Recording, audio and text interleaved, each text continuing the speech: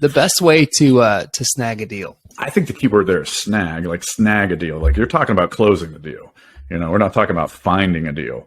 So when it comes to finding a deal, we've covered that somewhat here and there, some different tactics and things, search terms. Jay did a great job breaking down the different kind of settings and things like that for different formats. So snagging a deal in my mind is that, okay, you found it, but now, you're in hot competition. Like Ashton said concerning Facebook Marketplace and the 80% data coming back from the Sunday survey. I put my phone down when I go to the Sunday service as well. I don't check the marketplace while I'm in church. That's a lie. That's fantasy football time. Yeah, exactly. But in any case, what I'm getting at is it's competitive. I mean, you're competing, and I'm not even speaking from a collectible standpoint. I mean, you're just a good deal on home gym equipment, whether it's collectible or not.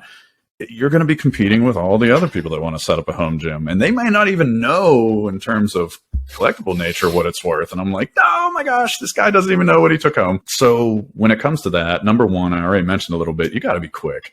You got to close that deal, get in there, offer cash, tell them when you're going to pick it up, and it better be like soon. You can't say on a Tuesday, well, and they tell you you're the first to respond, and you say, okay, can I pick it up next Tuesday? You've got to be fast. Like, I mean, it is like the Chrome, reorgs that I spoke about, that was like a partnership kind of pickup. A friend of mine and I split that haul. And I mean, we chatted that night and boom, I was on the road like the next morning to head out and get them. So, that's the biggest thing is quickness. The second thing would be money. People are selling this for a reason. They want money.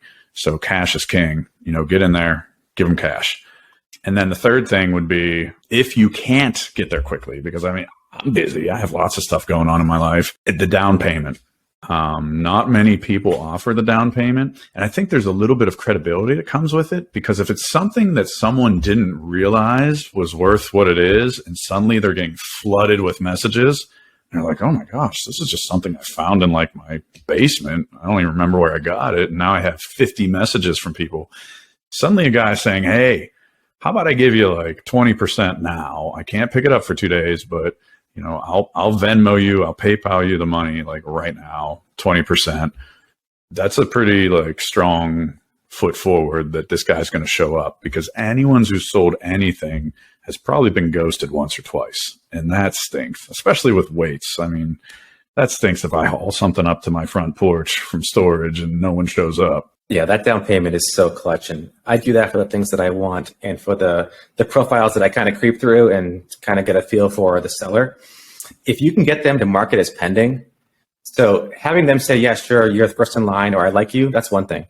But it's still available and they're still going to get hit up with higher offers. If they can mark it as pending, that's when it goes off the listing. It doesn't show up in the feed anymore.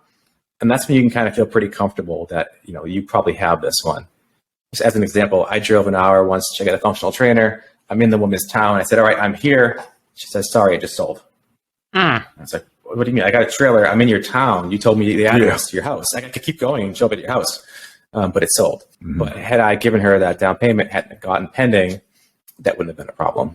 Yeah, that's one of the things I put out like on my website, kind of a idea of etiquette, if you will, in terms of collecting vintage weights. And a lot of it would apply, I suppose, if you were friends with other people flipping or used market, but it's really geared towards collecting vintage weights. And one of those things was if it's marked pending, if someone has made the deal, you got to tread lightly. But the reality is, the reason I'm saying that is that, oh my gosh, you just get squashed if it's not marked pending. You're 100% right. And that's why I try to weave it in there when I ask the person about the down payment. I'm like, hey, listen, like, how about I send you, X amount of dollars to show you that I'm serious, and then I'm going to show up. Otherwise, I'm just throwing away my own money. You mark it as pending or sold, whatever you're comfortable with, and then I'll see you, whatever, in 3 days, whatever we agreed on. And that way I kind of plant the seed, the idea that I want this marked. I don't want you to just leave this open. If it's somebody in the community and they're selling something that, only an enthusiast would ever buy, that's when I'll kind of open up to them a bit. I'll share a picture of my gym. I'll start to talk to them, kind of build some rapport up. I will often share my review page so I can listen, I got hundreds of reviews. I have hundreds more of people that I can refer to you if you need kind of some backup here. I'll often tell them that I'm experienced in taking these machines apart. So like I'm sure Aston hears it all the time with commercial stuff. People see big machines or cable machines, they get intimidated and they don't want to take it out, or they had someone like Jim Source come and install it in their house. They don't know how to get it out. If I can say, listen, I've done this 10 times, just give me 2 hours in your basement. I don't need any help. You know, I got this. That's a huge weight off their shoulders. So that kind of puts you ahead in the line of someone else that's going to look at it and be like, how do I get that out the door? Yeah. Very good point. I think if the situation's right, I mean, I've just told people, and they'll figure it out at some point anyway, that you're, a reseller or, trying to get this, like, especially if it's for a good cause. So a couple of times we've tried to get some used gym equipment for fire stations and like first responder departments. And I'll tell them that from time to time. I'll be like, hey, this is going to, like, I had a physical therapist that was selling a leg press and I hadn't been up for very long. I was like, hey, this is actually going to some guys that actually use it and really need this stuff. And he was like, oh yeah, absolutely, man.